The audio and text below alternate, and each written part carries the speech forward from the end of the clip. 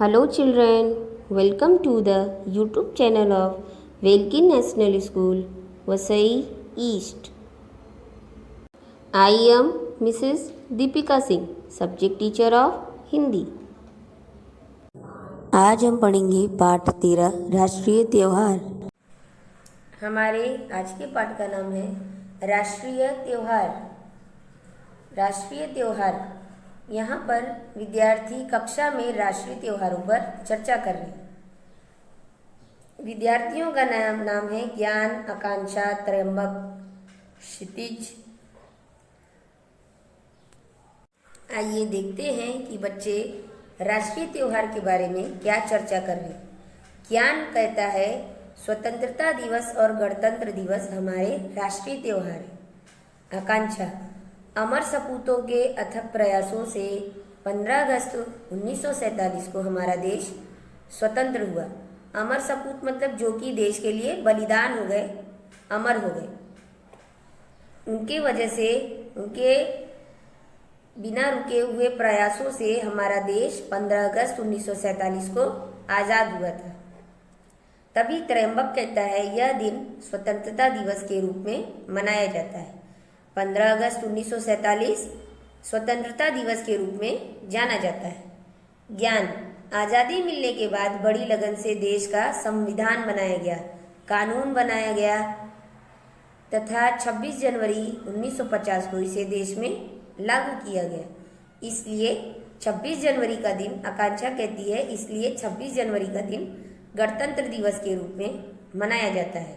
बच्चों, आप भी यह बात याद रखना कि स्वतंत्रता दिवस किस लिए मनाया जाता है और गणतंत्र दिवस हम किस रूप में मनाते हैं। तभी क्षितिज कहता है 26 जनवरी और 15 अगस्त के दिन क्या क्या होता है। तो ज्ञान कहता है राष्ट्रीय त्योहार वाले दिन हम राष्ट्रीय ध्वज फहराते हैं।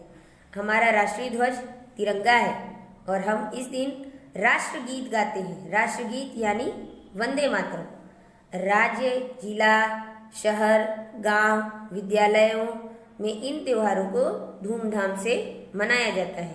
मतलब ये जो राष्ट्रीय त्योहार है यह हमारे भारत में बड़े ही धूमधाम से मनाया जाता है। सबके अंदर इस त्योहार को मनाने के लिए उत्साह और खुशियों से परिपूर्ण रहते हैं। प्रभात फेरियां निकालते हैं, जगह जगह सजावट और रोशनी की जाती है। पूरे देश को देश भक्तिमय बना दिया जाता है। यह आज़ादी, तभी क्षितिज कहता है यह आज़ादी बड़े संघर्षों के बाद मिली है, हमें इसकी रक्षा करनी चाहिए।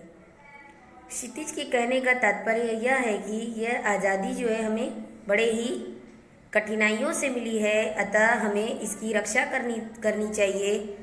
और त्रयंबक कहता है हाँ, स्वतंत्रता सेनानियों के बलिदान को सदैव याद रखना है कि उन्होंने हमारे देश के लिए उन्होंने क्यों बलिदान दिया।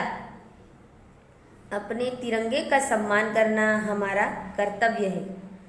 तभी आकांक्षा कहती है राष्ट्रीय त्योहारों पर झंडा वंदन के लिए सभी का समय पर उपस्थित होना आवश्यक होता है।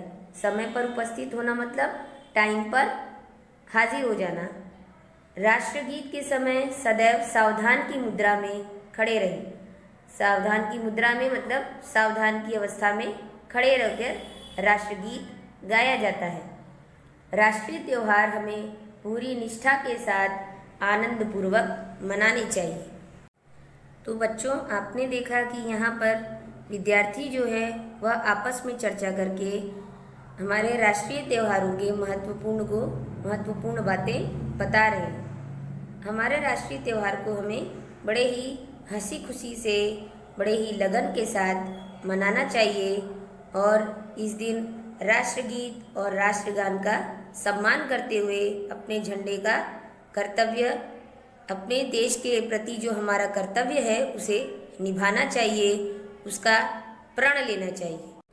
जय हिंद, जय भारत। Thanks for watching.